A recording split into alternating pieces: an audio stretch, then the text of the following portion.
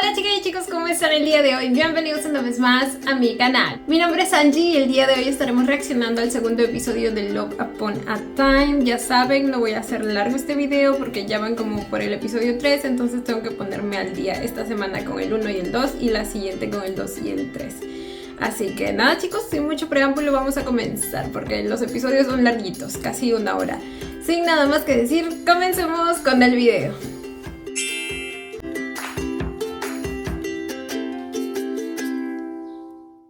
Ay, recién veo los dibujitos. También salieron en el primer episodio, no recuerdo si salté la intro.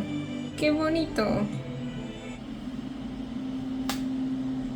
ดูอย่างที่สุดชายคนนั้นสิที่กำลังมาถึง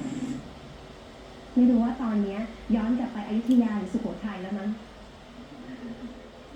¡Oh my god! ¡Sí volvió! ตัวละครหลักมักจะย้อนเวลา Esperen, no. ¿Qué pasó? Ay, no, ya no sé. ตัวละครหลักมักจะย้อนเวลากลับไปในอดีต Quizás es nada más como una transición. ย้อนกลับณปัจจุบันด้วยวิธีไหนบ้างจ๊ะนิสิตทะลุกระจกค่ะตกน้ำแล้วเข้าไปอยู่ในร่างคนในอดีตค่ะใส่ชุดโบราณแล้วเห็นอดีตชาติของตัวเองค่ะJusto lo que le pasó a Clau. แต่บางทีก็มีที่ตัวละครหลับไป O sea que va a viajar a través de sueños, หรือ quizá ประสบอุบัติเหตุจน desmayos. ย้อนเวลากลับไปในอดีตการย้อนเวลากลับไปในอดีตอะเราเลยถือว่าเป็นการเริ่มต้นจากความตายคือตายจากภพนี้ไปสู่ภพอื่นเพื่อเกิดใหม่ในร่างใหม่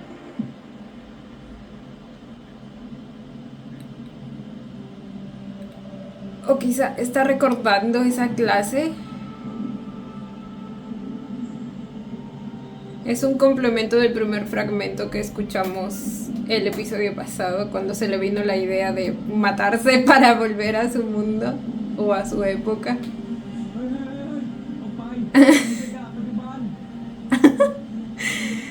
Está irrumpiendo su plan de volver al presente.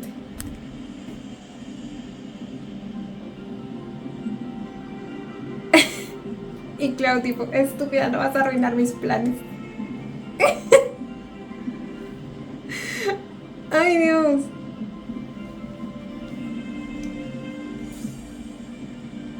Ya se está muriendo. Ay. Ay, miren nada más ese sirenito.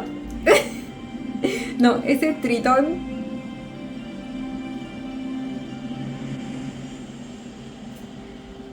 ¿Será que si vuelve ahora que está inconsciente?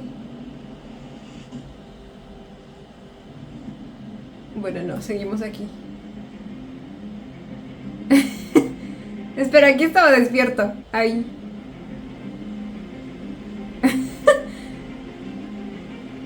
Y aquí volvió a estar inconsciente. ¿Es un error o es que está fingiendo? Cara de Botox, le decía. อยู่เนี่ย move on เป็นวงกลมสัตว์ไม่เห็นตามประจาแล้วไม่เห็นตายไปเกิดใหม่ในร่างเดิมเลยเตรียมข้าวมาครับโอ้ดาแค่ตัวเปียกต้องวีนซะลั่นบ้าน Sí, está despierto, ¿verdad? Está fingiendo. นี่เหรอ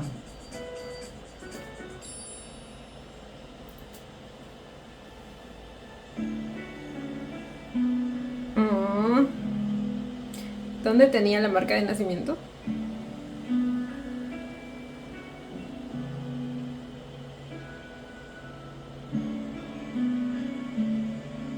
Wow, JJ es muy blanquito. เช็ดตัวให้เราทำไม Pues porque estás mojado, bebé.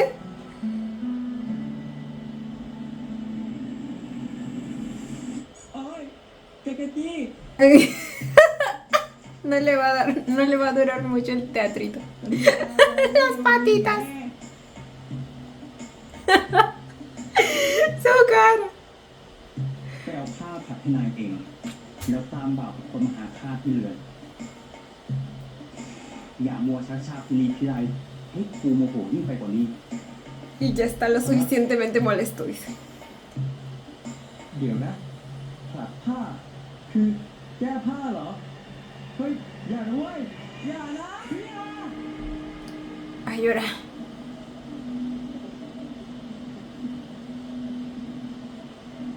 ¿Volvió a su casa? ¿O es el bosque?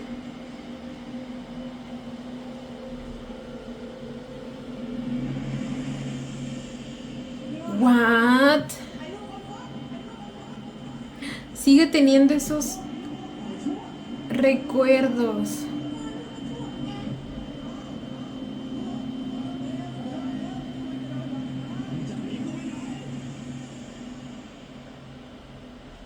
Ya lo vistieron.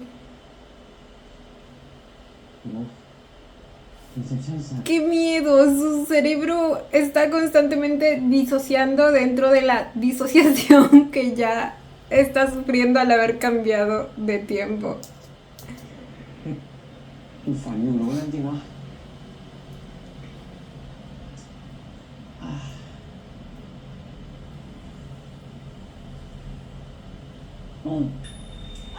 คุณพ่อเป็นอะไร Ay, cierto que se lastimó. โอเค เจ็บอันนี้จริง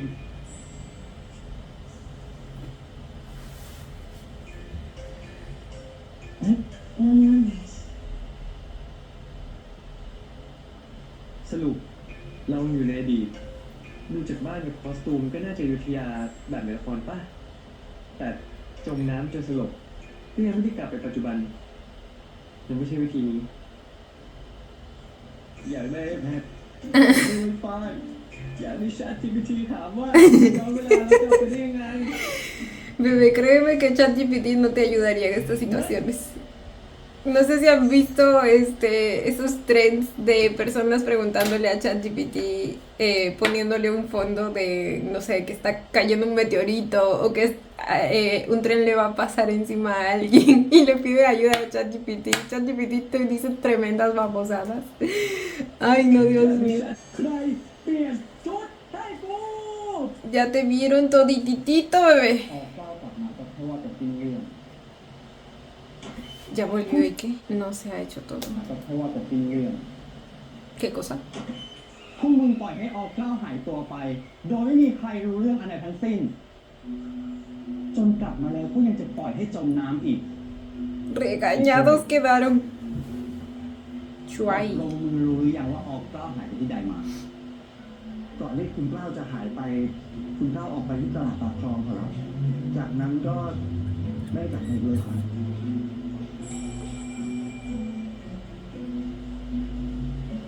Los castiga con el ดู palo. แลออกเก้าวให้ดี อย่าให้ได้คลาดสายตา โดยเฉพาะมือไอ้ช่วย หากออกเก้าวเป็นอะไรขึ้นมาอีก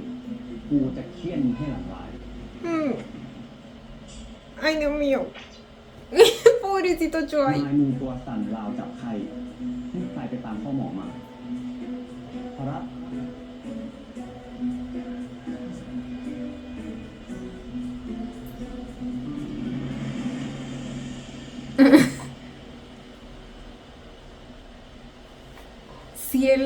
Si Chuay es como su cuidador principal, พี่เห็นว่า ¿quién es เจ้า él? แล้ว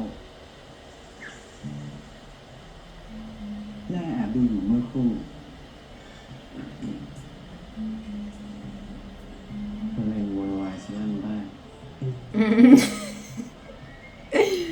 ขอโทษ จับนอนต่อหรือไม่ ไม่แล้วอะเฮ้ยว่าแต่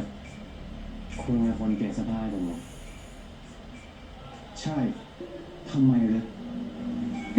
ไม่รู้แหละอยู่ๆจะมาเปลี่ยนให้กันแบบนี้ไม่ได้ ผมไม่ได้คอนเซนต์ด้วย Dijo consent, ¿verdad? No te di mi consentimiento, dice. ผมไม่ได้คอนเซนต์ด้วย Pero dado que lo dijo en inglés, no creo que sepa lo que significa. ก็พี่ผัดผ้าให้เจ้ามาแต่น้อย นี่เจ้าเห็นพี่เป็นคนอื่นไปแล้วเลย ¿Cambió desde pequeño? Espera, ¿qué? ¿Qué tan mayor es o qué? Porque no me imagino a un niño de 7 años cambiando a un niño de 5. Bueno, sí, puede ser, ¿verdad? นี่เจ้าเห็นพี่เป็นคนอื่นไปแล้วเลย Aunque puede que igual sea un poquito mayor, ¿eh? พี่ไม่รู้ว่าเจ้าจำพี่ไม่ได้ หรือโกรธพี่เรื่องอะไร แต่อย่าทำแบบเมื่อรู้อีก มีปัญหาใดก็มาพูดจากันให้รู้ความ อย่าคิดสั้น Oh.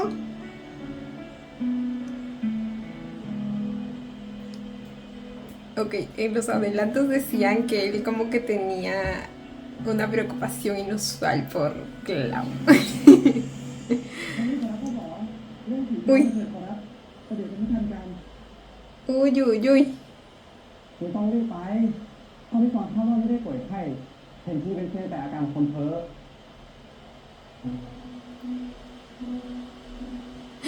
Reconoció la voz de su amigo, ¿verdad?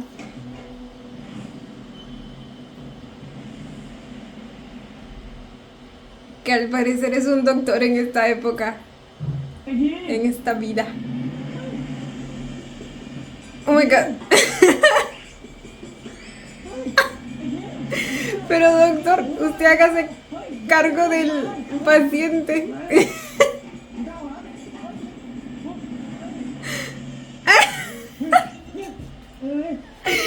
Pero ese hombre siempre termina abrazando a todo el mundo. ยังไม่เก่งจะช่วยบุ้งโอ๊ยคุณแค่ดูเนี่ย En esta situación no le importaría que incluso haya venido para fastidiarlo. คุณแค่ดูเนี่ย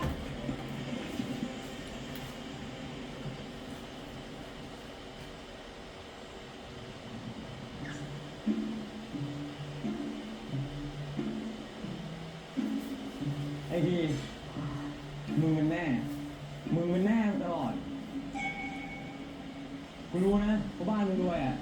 แต่ก็ไม่คิดว่ามึงจะลงทุนขนาดนี้ทีแรกกูคิดว่าเขามีถ่ายไง Ahora piensa que todo es una broma armada por ti. Y a ver, no lo culpo por pensarlo con todo lo que lo ha fastidiado แต่มองไปรอบๆมันมีกล้องเลย en su mundo. นี่มึงกำลังทำ immersive experience ใช่ปะ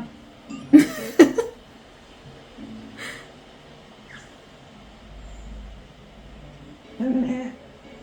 นั่นแหละส่งซิกด้วยกูเห็นนะเมื่อกี้ส่งซิกเอ้ยกูจับโป้มึงได้ละ Señales para que te ceden, creo yo, bebé. ไม่ใช่แค่ป่าดอกไม้พบเทสโตราสมากกว่าถ้าจะให้ยาถอน Ah, es para purgarlo. อย่าเฮ้ยทำอะไรเนี่ย Abre la boca, chiquito. แต่อาการจากที่ Ay, no, เรา pobrecito. รู้ความเป็นผู้เป็นคนมากขึ้นเฮ้ยอะไรเนี่ยเฮ้ยมันอะไรเนี่ย Oh my god. สุราทำให้คนดูกลายเป็นคนบ้าได้จริงเป็นยาที่เสียให้ก้าวแล้วอาการจากพวกเราโอ้ยลำใหญ่เดี๋ยวกูฟ้องปันหรอกมึงเรียกกูว่าก้าวแล้ว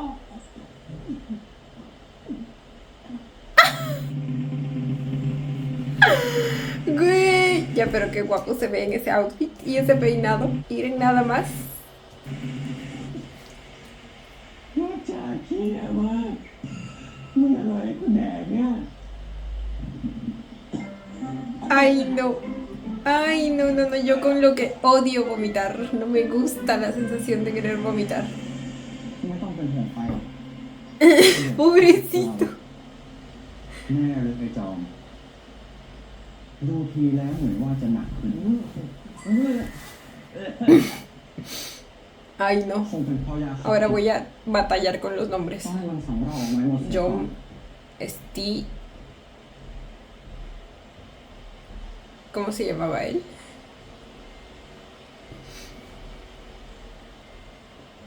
มีการอะไรติดใจกันหรือ Pop. Pop.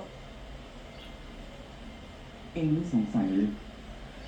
เหตุใดมันกล่าวว่าตนหาใช้ก้าวซ้ำยังเรียกเองด้วยชื่ออื่นก็จริงป่าแท้แต่เอาชื่อพวกนี้มาจากไหนข้าไม่เคยได้ยินใครมีชื่อแบบนี้มาก่อนแล้วมันเรียกเองว่าอะไรเล่า Ah, lo reconoce de su vida. หนูไม่เคยรู้จักมา ต่างจากตอนที่เขาเห็นเองนั่นทำให้ข้าแปลงใจ Para mí que hasta le dolió, ข้าว่ายังคงสั่งเมาเสียมากกว่า อย่าเพิ่งคิดเตลิดไป ถ้าเดี๋ยวจะเสียจริตตามก็ได้คุณคุณก้า Eu.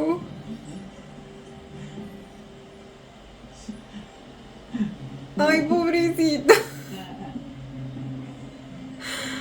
ให้กล้าลงมาพัก ห้ามแตะเหล้ายาอีเด็ดขาดอีกไม่ช้าก็จะกลับเป็นคนเดิม Bebé, el alcohol no te hace inventar tantas cosas. Pero es que para ellos tampoco hay otra explicación. Ay, qué bonitas flores de loto. แต่ไอทีก็ทำไมกูก็ต้องหาทางกลับไปให้ได้ ตัวละครหลักมักจะย้อนเวลากลับมาในปัจจุบันด้วยวิธีอะไรบ้างรู้สึก ทะลุกระจกค่ะ ตกน้ำแล้วเข้ามาอยู่ในร่างคนในอดีตค่ะ ใส่ชุดโบราณแล้วเห็นอดีตชาติของตัวเองค่ะ Eso nunca lo había escuchado, el ponerse ropa de su vida pasada. กระจกผ้าโบราณ Yo lo quiero ver intentando atravesar un espejo. Bueno, ¿creen que haya espejos acá? คุณก้าวเธออีกแล้วจะประคุณก่อนคืนนี้มีดาวตก Por ahora la única opción viable es el agua. มี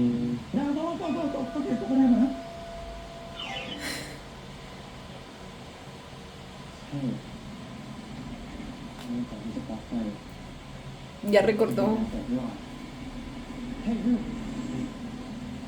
Hey, you. พี่ช่วยขอไม่ใช่พี่ขอใช่ตอนนี้ไอ้หน้าเต็มโบอยู่ที่ไหนวะ ¿Por qué le decía así, güey? Así nació mi chiquito, ok, y es guapo de nacimiento. Cara tiesa de guapo. Ay. ไอ้หน้ามันนั่นน่ะไอ้ท่านมือนะท่านมืออะไรนั่นน่ะท่านหนีไม่อยู่แล้วขอรับกลับเรียนพระยาพิชัยพักดีไปแล้วขอรับงง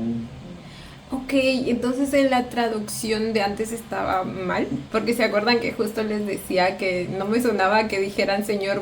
Pop, sino que más bien decían algo como Tangman o algo así, y aquí lo están traduciendo como señoría. ไอ้ท่านมือนะท่านมืออะไรนั่นน่ะท่านหนีไม่อยู่แล้วขอรับกลับเรียนพระยาพิชัยพักดีไปแล้วขอรับ ¿Picha qué? ช่วยพาข้าไปที่ป่าหน่อยได้ไหมช่วย No, de nuevo. ป่าให้ช่วยเจอข้า El pobre tiene traumas ช่วย ahí. ข้าหน่อยมาช่วยไม่ได้หรอกขอรับท่านมือสั่งไว้ว่าให้เบาก็คุณเล่าไม่ให้คุณเล่าไปไหน Precisamente su tarea es que no salgas de acá, bebé. Y menos que vuelvas al lugar donde te encontró. Divagando. ¿Qué hace? ¿Qué hace?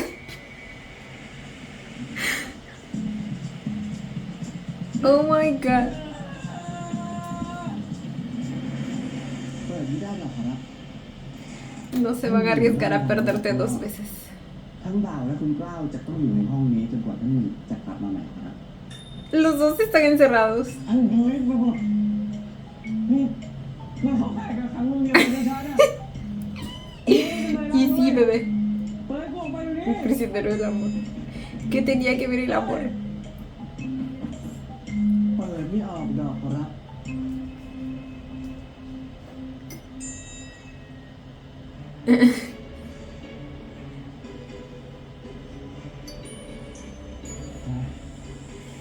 ไปเจอกู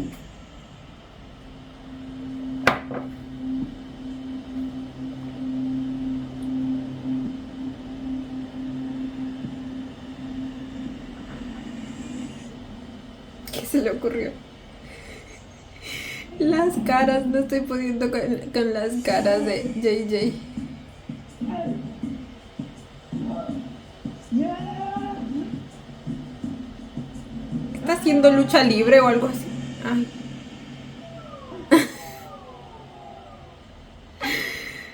Buen intento, บอก chiquito. แล้วนะเปิดไม่ออกหรอกขอรับประตูลงดันไว้จากข้างนอกแอน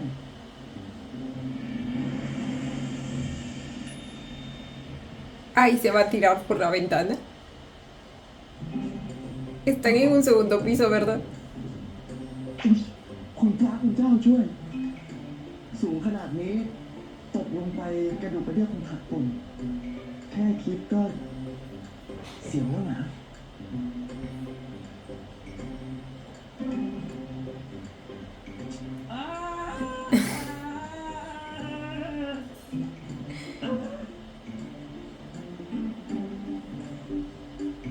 No queda de otra que aceptar tu destino, bebé. Date una siestita o algo.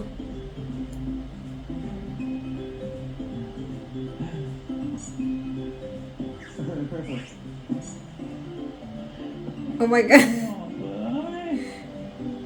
Ya lo estamos perdiendo. คุณกล้าบอกเปล่าเถิดนะขอรับ Parece un loquito. มีอาการเช่นนี้เพราะคุณเจ้าติดปีกใช่หรือไม่ขอรับ Obvio.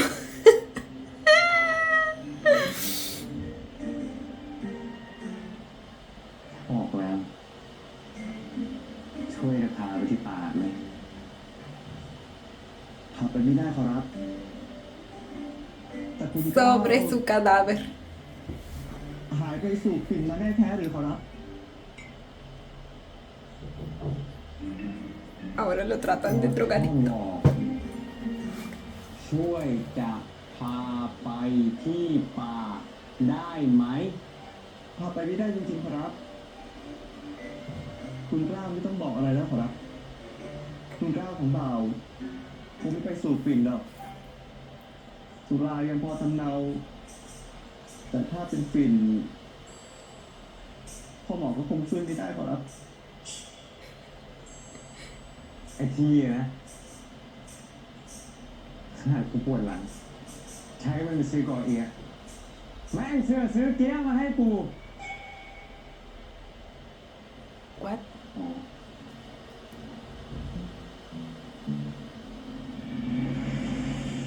๋อ Ya sé lo que se le ocurrió. คุณกล้าเป็นอะไรหรือขอรับ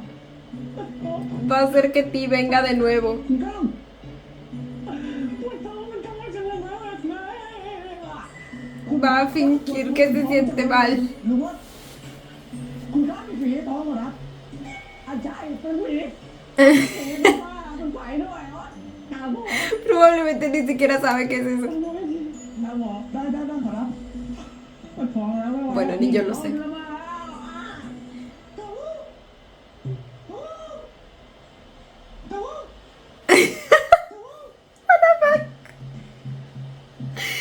Hay una señal secreta que es el sonido de un pollo o un pájaro.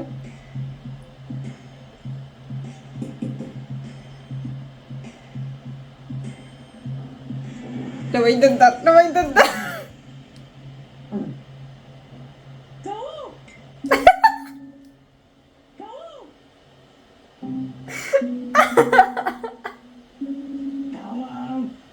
Kawaii.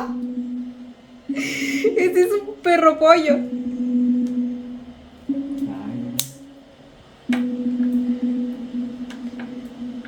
No es malvado, bebé. Él solo sigue órdenes.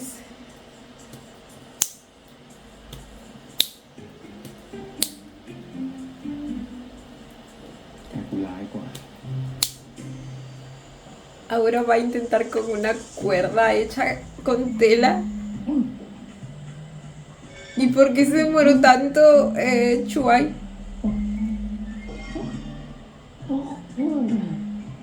¿Dónde la amarró?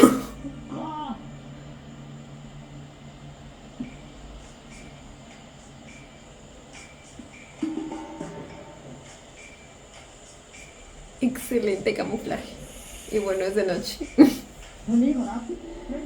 Tiene eso a su favor. เพิ่มมาเมื่อเย็นตอนค่ำก็เรียกหมออีกแล้วเลย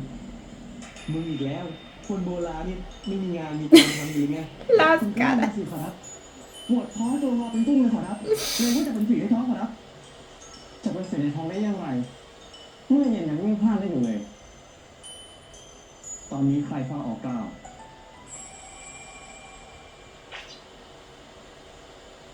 ไอ้ช่วยเองโดนออกเก้าหลอกเสร็จแล้ว A alguien le va a tocar una azotada, ¿eh?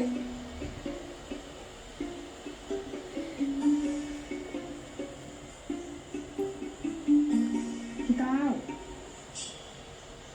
มาทำอะไรข้างนอกนี่เหรอจ๊ะ Ahí está él. Ah, tan bonito. เฮ้ยคุณนอนแล้ว Aquí, ¿cómo se llama? ตอนมาทำอะไร ¿Y นี่ quién เนี่ย es? ตอนรู้ใช่ไหมว่าเกิดเรื่องอะไรขึ้นอะ กล้าวเป็นพระราชเหมือนที่พี่จอมว่าจริงเฮ้ยพันไม่เอาเป็นเรื่องนี้ดิพี่ก้าวข้าเจ็บพี่จอมจ๊ะพี่จอม Su única esperanza se acaba de ir por un caño. Good morning อ้าวพี่คุณ กินอะไรกันอ่ะหิวมากเลย อ้าวคุณลองกินนี่ดูดิรสใหม่รสมิ้นท์ เฮ้ยขอนะ เป็นไงปากสะอาดหอมสดชื่นปะเนื้ออะไรของมึงเนี่ยพี่ทีแกล้งพี่คุณได้แล้ว Eres Ponzo. เลยกินเองเลยปะเอาก็ไอ้คุณมันชอบบูลลี่พี่ที่ชอบกินช็อกมิ้นท์น่ะ Le puso menta de pasta dental. ไม่เป็นไรหรอกปันแค่นี้เองปกติไอทีมันชอบอย่างแบบนี้แหละ โอ้ปันโกรธเหมือนโดนเองเลยปันเดี๋ยวพี่กินโชว์ เฮ้ยมึงไม่ต้อง ไม่เป็นไรกินได้ Oh my god. ไม่ต้องกินเลย กินไปแล้ว Bueno, ¿quién no ha comido un poquito de pasta dental cuando era niño? Dígame que no fui la única. ยังไม่เอา ไม่ใช่คนชอบแกล้งคน Oh. Él era el más เป็นฟันจริง centrado de los dos. ไม่แน่ Él no se prestaría para esta broma, dice, si es que realmente fuera una broma. เป็นฟันจริงคงไม่หลอกเราแน่ๆทำไมวะแค่ทะลุมิติมายังไม่พอทำไมต้องเจอคนที่หน้าเหมือนเพื่อนกับน้องรหัสขนาดนี้ด้วย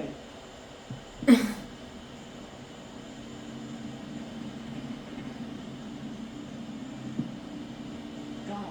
จับคุณเงินเถอะ บอยบอกไปแล้วว่านี่ไม่ใช่ก้าวเลิกเงี้ยว่าก้าวได้ละ คุณก้าวคุณก้าวมาไม่ต้องตามปล่อยให้ก้าวอยู่คนเดียว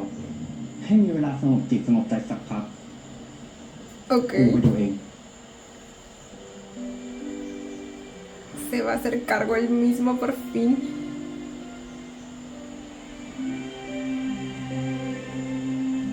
ใช่ดิจะมีดาวตกได้ไงมันไม่ได้ตกกันทุกคืนสินะกูก็จะไม่ได้กลับไปใช่ปะแม่จะตกใจไหมวะแล้วไอ้ทีกับไอ้ปันตัวจริงอ่ะจะเป็นไง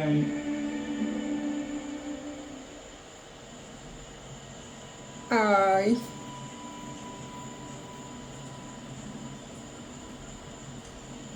ฉันว่าผมกลับไปอ่ะ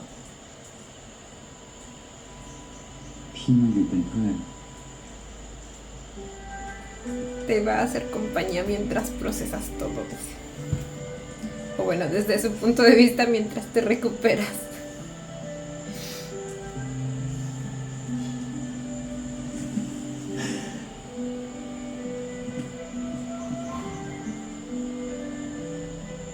Oh. Mira esa carita de Botox tan bonita. Ay, güey. เราจะเป็น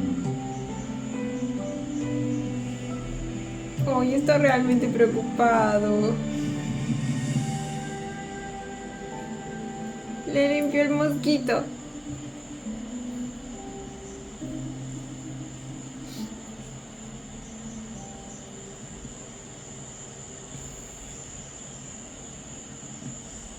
Ay, qué tierno se ven en esa toma.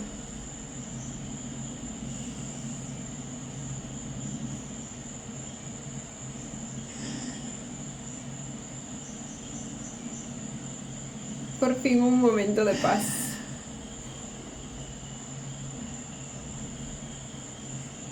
นี่สองคนนั้นเป็นใครกันเนี่ยไอ้จอมกับเจ้าแก้ว เป็นเพื่อนเล่นของพวกเราตั้งแต่ยังเล็ก เคล คุณ จอมเค ไม่ได้ ล โกหกใช่ไหม ดีปัง พี่ไม่เคยโกหกเจ้าแม้แต่คนเดียว อ๋อ thank you นะ thank you ใช่ se le sale lo bilingüe.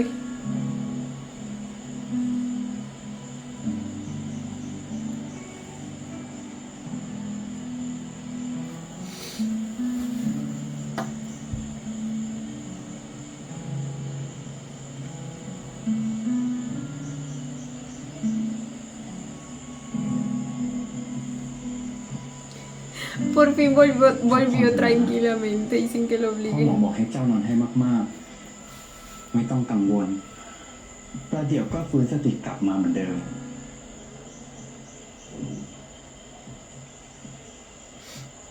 ถามเลยหน่อยสิ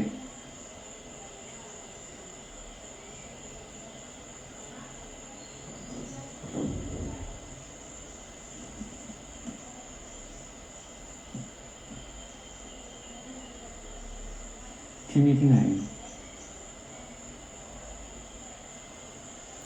ที่นี่เรือนเล็ก อยู่ในที่ดินของพระยาพิชัยภักดี พ่อของพี่อย่างไรเล่า เหตุใดจึงจำไม่ได้ ซึ่งอยู่ในจังหวัด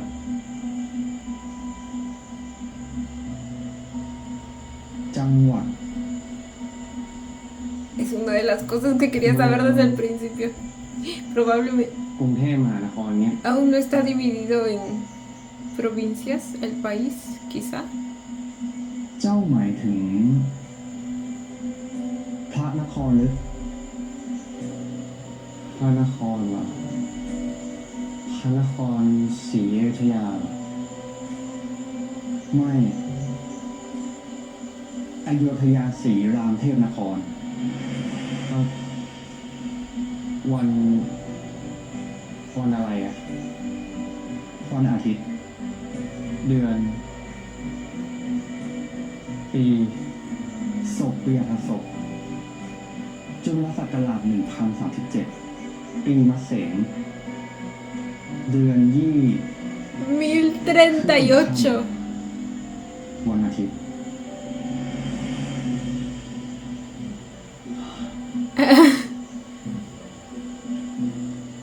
Oh my god. แผ่นดินของสมเด็จพระเจ้า Sí estamos muy atrás.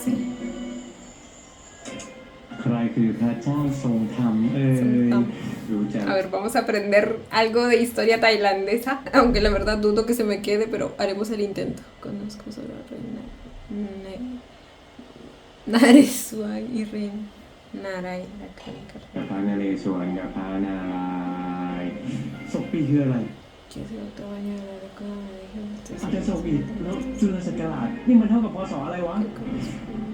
เนี่ยไอ้คุณ Güey, luego ¿por qué estás tan perdido? Mírenlo nada más distrayéndose de las clases viendo Cutie Pie. ที่สอบตกทำไมไม่ตั้งใจเรียนเราย้อนอดีตสมัยวิทยาจริงดิ Amén. 300-400 ปีเลยนะ Sí sería. งั้นเจ้าได้แผลด้วยหรือ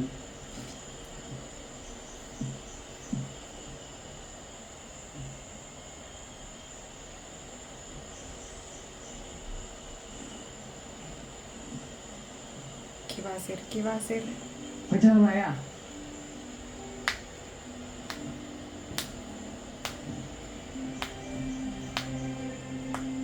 Ay,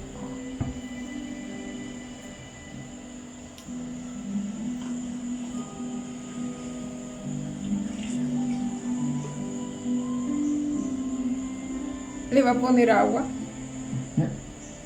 En la parte que se acaba de golpear con la mano nada más. En serio lo cuida mucho.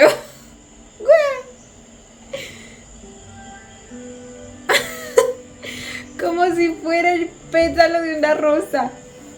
Amo.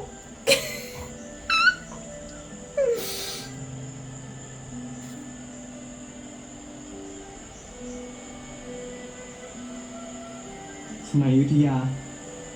ผู้ชายหน้าตาดีแบบนี้เลยเหรอ Uy, ahora lo está empezando a ver atractivo. ไม่ O sea, el hombre es atractivo, pero me imagino que con estas muestras de cuidado, pues uno se enamora aún más สมัยอ fácilmente. ยุธยาผู้ชายหน้าตาดีแบบนี้เลยเหรอ เฮ้ยไม่ Y como que empezó a notarlo 400 recién. ปี หน้าตาดี แต่ก็ทั่วนะ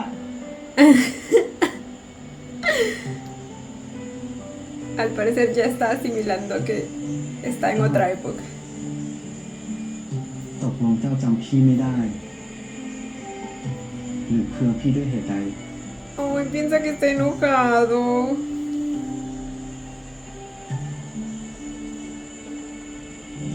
¿Por qué lo estaría? Dudo que este hombre haga algo que pueda enojarlo. จำไม่ได้ก็ไม่เป็นไร นอนพัก กินยาตามที่พ่อหมอสั่ง อาการคงทุเลาเลยไม่ช้า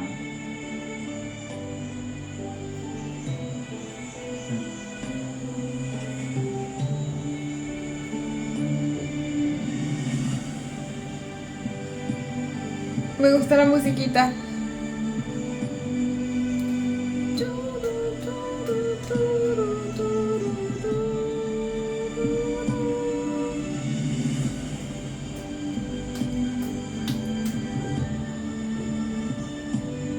Oh, está empezando a caer, yo lo sé.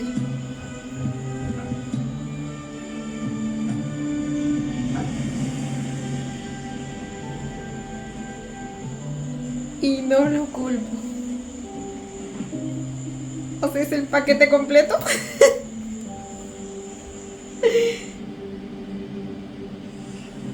El hombre es todo un Adonis y a la vez parece ser toda una green flag. สมมุตินะ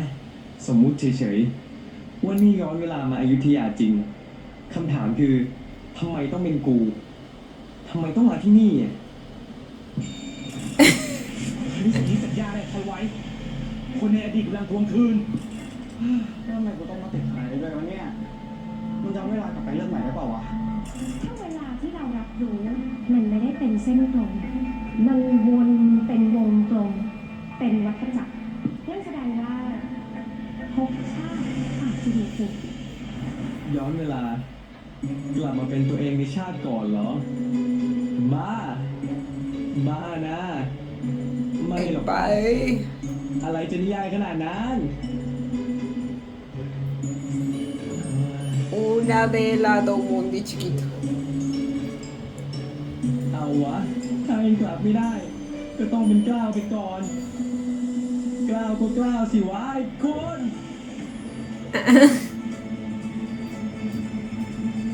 Está durmiendo con Chai a su costado, ¿verdad?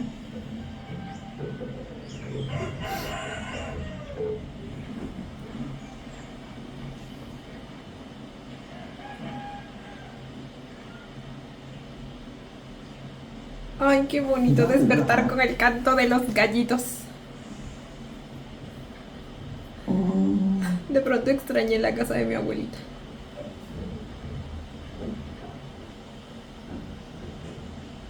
คุณกล้าวอยากอาบน้ำเลยหรือไม่ขอรับ เอาสิเอาห้องน้ำมันเป็นแบบชาวเวอร์หรือว่าบาธทับ No lo creo, bebé. Ni han de saber qué es eso. En el río. Bueno, afortunadamente Tailandia tiene un clima cálido, ¿verdad? Yo sí podría. Porque es que normalmente soy muy friolenita.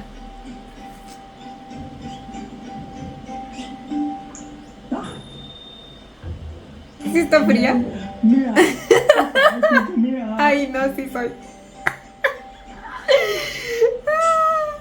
ช่วยต้มน้ำให้ Ay, güey. Mi señor está desquiciado. Pero pronto mejorará. Se daba ánimos a sí mismo. Ay, pobrecito Chuay. อันนี้อะไรอ่ะที่ผัดแก้มเหรอ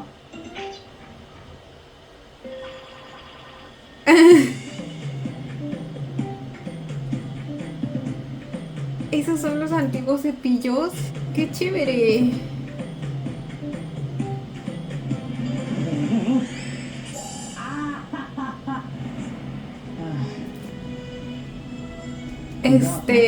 No sé si es porque no lo llegué a ver bien en el episodio pasado o porque Chuay no sonrió mucho, que aquí en este episodio recién lo empiezo a notar con los dientes pintados en negro y bueno, ya aprendimos qué significaba eso con Kemjira. คุณกล้าวครับเกี่ยวที่คุณกล้าวใส่เป็นของผู้ฝรั่งคีหรือครับอ๋อบ็อกเซอร์ใช่เป็นของฝรั่งคีนั่นแหละเฮ้ยแต่ว่าห้ามให้ใครมายุ่งเลยนะแล้วก็ห้ามให้ใครเอาไปซักด้วย ¿Quiénes son los สำคัญ Farangi? มากเป็นของส่วนตัวแพงมากแล้วก็มีตัวเดียวในโลกครับ Carísimo de น París. อกจากที่อาจเอื้อมไปแตะต้องบ็อกเซอร์ของคุณกล้าวเลยครับ ¿Cómo lo pronunciaba? โอ้โห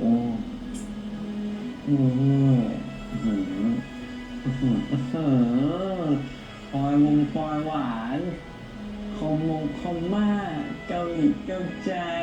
¿Eso es realmente un espejo? เกาหลี Parece una bandeja de comida y por un momento me pregunté si quizá antes usaban de esos como espejo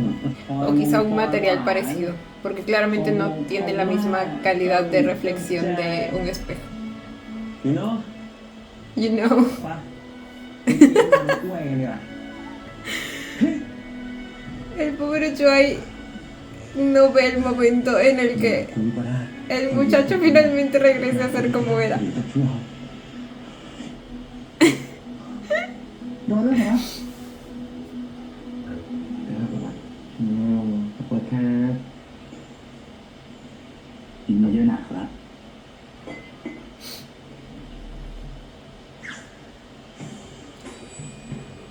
Los cubiertos. แล้วช้อนซ่อมหน่อยจะได้ผมจะมากินเอา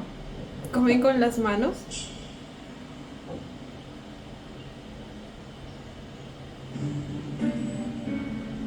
นี่เจ้าค่ะเจ้าค่ะ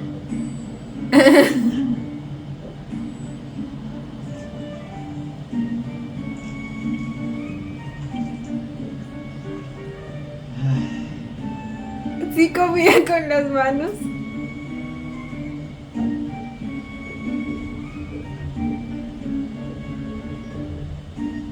Pero se las lavaban antes en agüita con limón.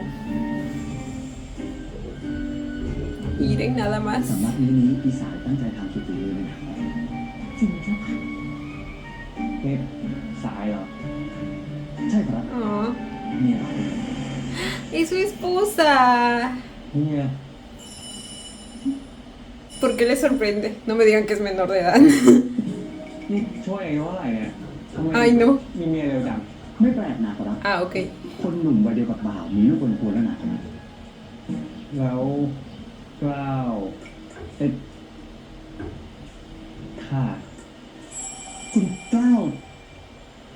ลืมแม้กระทั่งเรื่องมีเหรอ ไม่มีขอรับ Ay, güey. ไป Me asusta a mí también. คุณกล้าวลืมจริงๆหรือขอรับ ก็เริ่มคุ้นๆแล้วแหละ ถ้าคุณกล้าวอยากรู้เรื่องอะไร ถามบ่าวกับอีสายได้ทุกเรื่องเลยนะครับ เดี๋ยวบ่าวกับอีสายจะช่วยเตือนสติคุณกล้าวเองครับ Oh. งั้น Ambos se ven muy amables. อีตาหมื่นหน้ามึนนั่นน่ะ Ya deja de llamarlo así. มีเมียไง Mírenlo. Es porque le interesa, ¿verdad? ท่านหมื่นเป็นคนอัธยาศัยดี และมีเมตตา เช่น Ay, qué bonito se ve con ese traje. เดียวกันกับท่านเจ้าคุณพิชัยภักดีบิดาของท่าน Oh. ท่านไม่เคยถือตนหรือว่าดูหมิ่นเหยียดหยามบ่าวไทยเลยครับ เขายังสุขุมหน้าเกรงขามรอรูปงามนักเจ้าค่ะ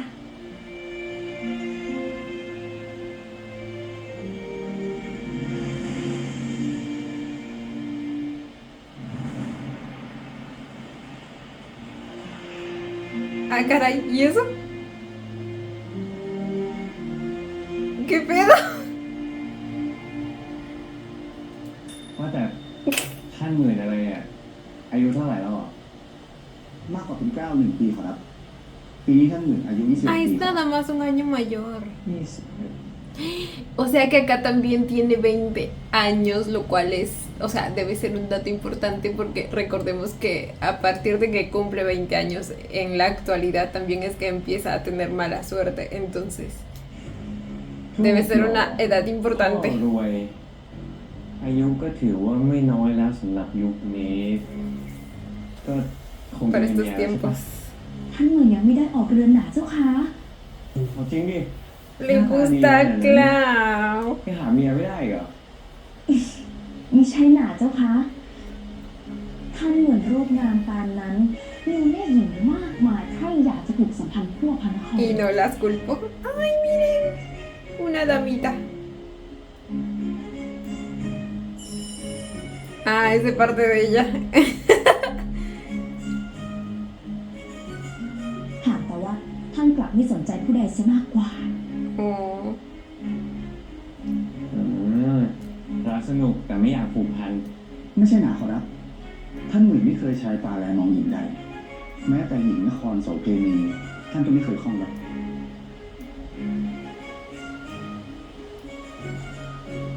คุณเกย์เหรอ ไม่ใช่หนาขอรับ ท่านหมื่นไม่ใช่คนเกย์ท่านเป็นคนตรงนะ No deben saber lo que es เก่ง gay. เกเรป้อนขอรับ Después de todo es una palabra inglesa คนเกย์ también. ไม่เคยเก่งมาเรเกเร หรือว่ากลับกรอกปิ้นป้อนขอรับ อืมเข้าใจละต่อเลย ท่านว่าท่านอยากทุ่มเททำงานให้แก่บ้านเมืองขอรับ งาน Excusas. งานอะไรอ่ะ Excusas para esconder su บ jotería. ริเวณแห่งกรมพระนครบาลขอรับ พอเสีย มีเรื่องอะไรกัน อ๋อรปภเนี่ย Ah, como ดู un แล poli, ทุกสุขให้ชาวบ้าน แลปราบปรามโจรผู้ร้าย un defensor del pueblo, มันติดนี่พนัน un héroe. ขอรับท่าน แต่ก็ไม่ใช่เรื่องที่เองจะไปต่อยตีเขา ไปเสีย วันกู้ค่อยมาทวง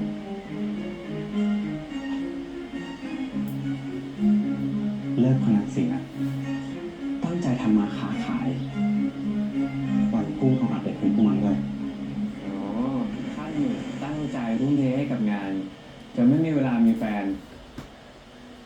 ไปคนรัก จัดว่าอย่างนั้นก็ได้ครับ ไม่เคยเห็นท่านหมื่น สนใจ หรือเป็นห่วงผู้ใด เห็นจากห่วงก็แต่คุณกล้าวนั่นแหละเจ้าค่ะ Ella sabe cosas. จริง Ella huele cosas. ตอนที่คุณกล้าวหายไปสักวันสองวัน Tiene activado su ท่าน gaydar. หมื่นเรียกพวกบ่าวมาไต่สวนโบกโวยลั่นเรือนเที่ยวครับ เห็นแล้วแหละ ถ้าเช่นนั้น คุณกล้าวอย่าได้หนีไปไหนอีกนะครับประเดี๋ยวท่านหมื่นจับผมอีก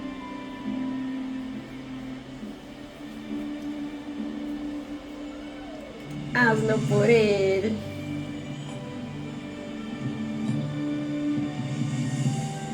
จำความต่างๆไม่ได้รวยมากต้องใช้เวลารักษา ตอบไม่ได้ว่าจักหนักแค่ไหน แต่เองเป็นหมอยาที่ฉลาดกว่าหมอยาคนใดในพระนคร Tienes que poder hacer algo. ขาดได้กระมังข้าขอรับคำชมเอาไว้ Pero tampoco soy mago. ก็ตอบเช่นเดียวกัน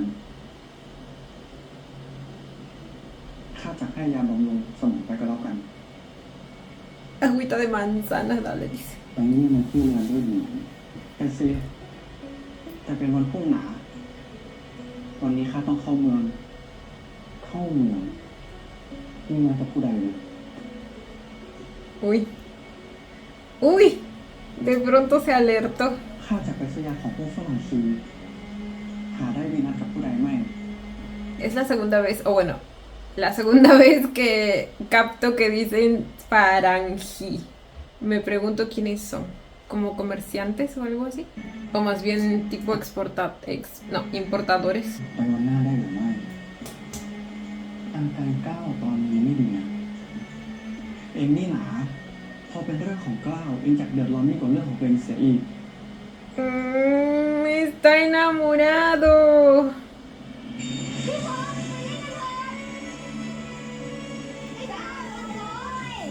Ay, y como no se han estado pegadísimos desde que eran chiquitos. Son ellos 4.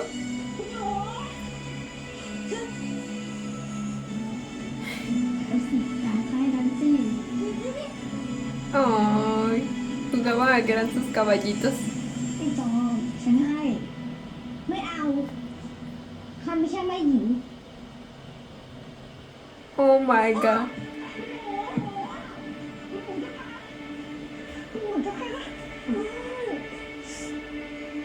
ไอ้ก้าวไอ้ขี้แยกับบ้าไปฟ้องแม่เลย ¿Por qué lo trataba así? ไอ้จอมอย่าล้อน้องจะลงปากเองไว้เถอะ เองก็รู้อยู่ว่าไอ้ก้าวมันไม่มีแม่ Así que no tiene madre. เดี๋ยวบอกพาขึ้นเรือนนะเจ้าคะ ไม่ต้องข้าเอง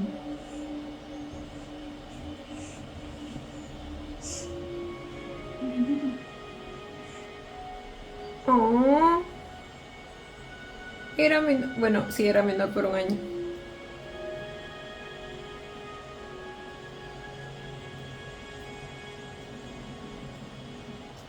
La actitud de John me recuerda mucho a la de su vida actual, o sea, como Ti. Bueno, más que todo por cómo se burlaba de las desgracias de Clau. Pero sí se nota que es mucho más serio y hasta ไม่ sexista. เอาข้าไม่ใช่แม่หญิง Y miren nada más cómo me trataba al niño. Pero me pregunto si algo habrá cambiado ahora que pues, ya es mayor, ya es un ไอ้ขี้ adulto. แยกับบ้าไปฟ้องแม่เลย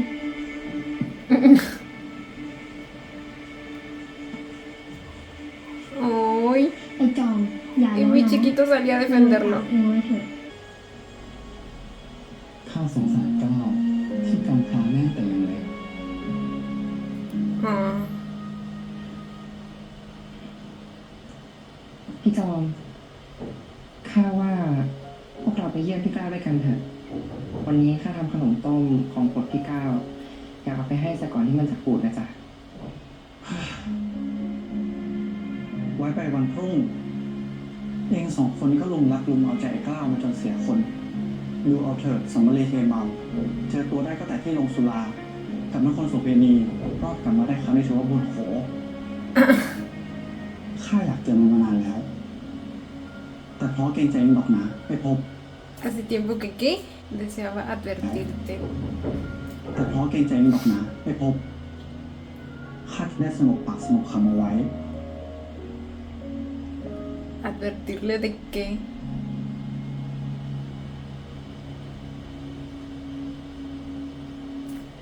De que lo está consintiendo mucho según él.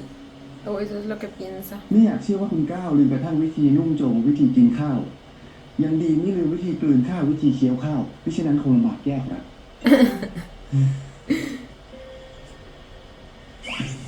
คุณก้าวขอรับไม่เรียบร้อยเลยนะขอรับมานี่เดี๋ยวบ่าวจัดให้ใหม่ขอรับ โอ้ยให้ร้อยไม่ให้ใส่กางเกงช้างอ่ะ ขอแต่งแบบนี้หน่อย มันรัด มีได้จริงๆขอรับบ่าวขอให้ครั้งเดียวขอรับ โอ้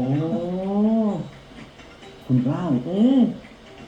Pobrecito Pichuay.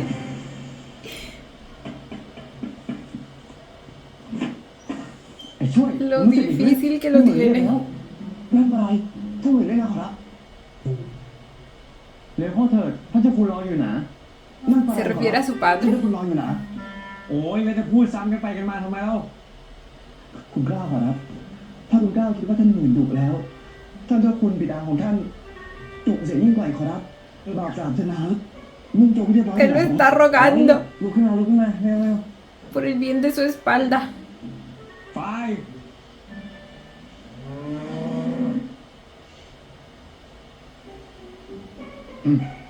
¿Qué? อีกขันขอดิ ¿De qué habla? ¿Por qué le hacía?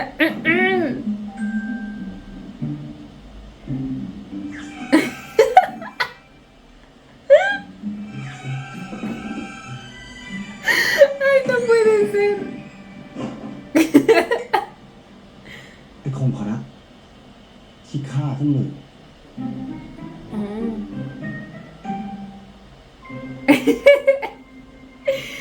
Ay, no. Todos son tan lindos. สวัสดีครับ Wow. Tenemos una familia numerosa al parecer.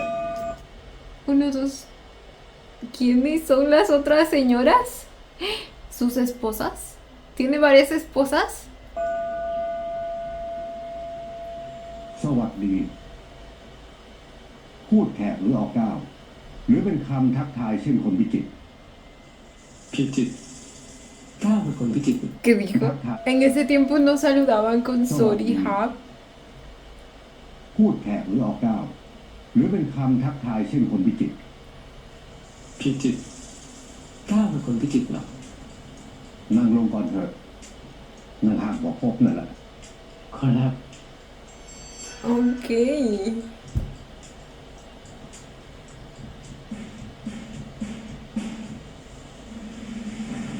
ที่พอพบว่าป่วยไข้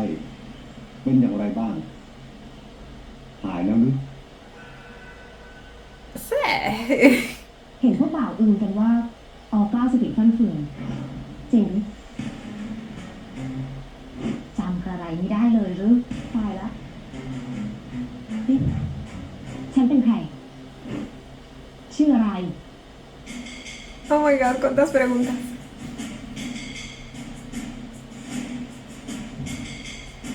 Sí, creo que son sus esposas, ¿eh? Así como en Kemjira probablemente existía la poligamia en ese tiempo también. De hecho, ahora que lo pienso, parece más aproximado a los tiempos en los que vivía Rampung en Kemjira que el de I Feel Your Finger in the Air. หรือลิงซี่เอาเจ้า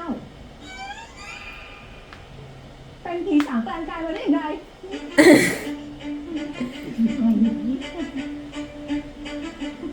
แม่บุตร แม่เอื้อง Solo dos de ellas แม่ tienen ทั้งสอง hijos. อย่าพูดย้อพ่อกล้าวตอนนี้เลยพ่อกล้าวป้าชื่อคุณหญิงประยงนะจ๊ะ เป็นแม่ของหมื่นภพเป็นเมียเอกของพระยาพิชัยภักดี วันพรุ่งป้า O sea que Pop vendría a ser como su hermanastro. Entonces Pop vendría a ser como el hijo heredero, ¿verdad? El principal. Si es hijo de la primera esposa. Yo pensé que ese era Clau. Aunque quizá Clau también. Porque su madre falleció. Entonces quizá antes de เป็นเมีย ella เอกของพระยา su madre fue la primera esposa. Bueno, no sé. วันพรุ่ง No lo ป้า sé. จะไปทำบุญที่วัดพ่อกล้าวไปด้วยกันหนาจะได้ให้พระท่านตัดเป่าเคราะห์กรรมออกไป Pues de las tres ella me cae bien. ก็ยังไม่แข็งแรงหมอยังไม่ออกไปข้างนอก ออกไปวัด จะเป็นกระไรไปพ่อโพสพ่อกล้าวอยากไปด้วยกันไหม ครับ Ah. ดูเอาเถอะน้องดีใจใหญ่ทำตามที่แม่เขาว่าเถอะเจ้าก็ต้องไปด้วย ไว้ดูแลน้องขอรับคุณพ่อและให้พ่อกล้าย้ายจากเรือนเล็กขึ้นมาอยู่เสียที่นี่เสียด้วย ไม่เป็นไรดีกว่าครับ เดี๋ยวผมอยู่ที่เรือเล็กต่อดีกว่า เกรงใจด้วย อยู่เสียที่นี่จะได้ดูแลกันสะดวก No te lo estoy pidiendo, te lo estoy ordenando. หลวงปีชาพิบาลพ่อของออกเกล้าฝากเจ้าไว้กับข้าหาก Ah, no es su เจ้า hijo. หายตัวไปอีกวิญญาณพ่อเจ้าจะไม่สบายใจ Ok. ไอ้ช่วย ไปเก็บข้าวของจำเป็นของนายเองมา ให้ยายมาตั้งแต่คนนี้เลย Y ahora quiere que se mude aquí. ตายยังไง Pensé que solo era huérfano de madre, dijeron. Bueno, no. Dijo que en ese entonces le daba pena que era huérfano de madre. Entonces quizá primero murió su madre y luego su padre. แล้วทำไมต้องฝากกล้าไว้กับเจ้าคุณ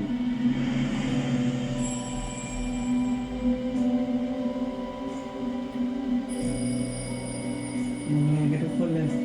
ทำไมวะโอ้ย Literal, lo ven como un bicho ไม่ raro. รู้อะไรเกี่ยวก้าวเลย Excepto ella.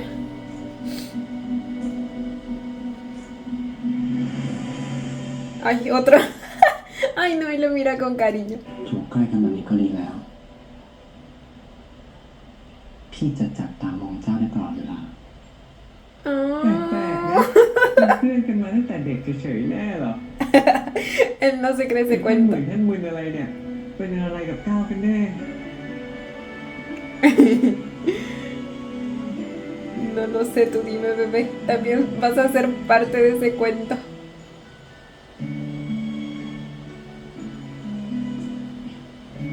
กินข้าวเถอะ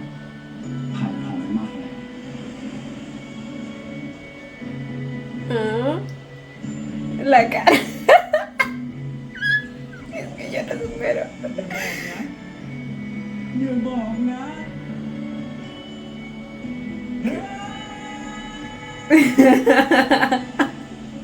Acabo de caer en cuenta que quizá, o sea, en su mente podrían tener un romance ambos. ¿Será que él en su vida normal si es Hochis o no? Porque quizá incluso con el gusto que empiece a tener por él a partir de ahora, pues lo va a descubrir también. ¿Quién sabe? ¿Quién sabe? Y bueno, gente, este fue el segundo episodio de Love Upon a Time. Otra vez me divertí muchísimo y con este episodio me terminó de enganchar con la serie. Me está gustando bastante. Amo al personaje de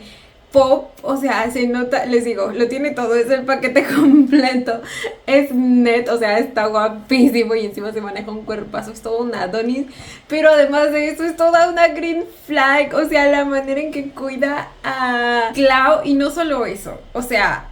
a todo ese paquete súmenle que tiene este sentido de responsabilidad y justicia y protección por su pueblo, ¿saben? O sea, ahora que descubrimos que al parecer él es como el heredero del señor este, yo creo que va a ser un excelentísimo trabajo. Yo pensé que era más como un policía o algo así, o el cuidador principal de Clau, pero no, resulta que era al revés. Clau no era hijo del señor este, sino que más bien hay otra persona que lo dejó a su cuidado y crecieron los cuatro juntos, no. Los dos juntos. Igual siempre estuvo el grupito de 4 amigos, al parecer, o sea, son amigos de la infancia. Claro que para Pop, Clau no es solamente un amigo y desde ya podemos verlo. Incluso Clau lo está empezando a notar. Bueno, sabemos que no es Clau, pero me entienden. En fin, gente, nada, me encantó este segundo episodio, pero no lo voy a alargar tanto. Ya nos explayaremos más en el cuarto episodio, creo yo, porque recién la semana que viene nos vamos a poner al día con el tercero y el cuarto. Así que nada, esperen los videos, cuéntenme ustedes también qué les pareció este. Yo como siempre los estaré leyendo. Y bueno, chicos, esto ha sido todo por el video de hoy. Espero que les haya gustado. No olviden darle la manita arriba y suscribirse si les gustó el video. Si les gustó mucho, mucho, mucho, ya tienen el botón del super gracias activado por si quieren colaborar con el canal. Obviamente solo si así lo desean. Ya los estaré viendo en un próximo video. Bye. ¡Mua! Los quiero. No olviden seguirme en Instagram.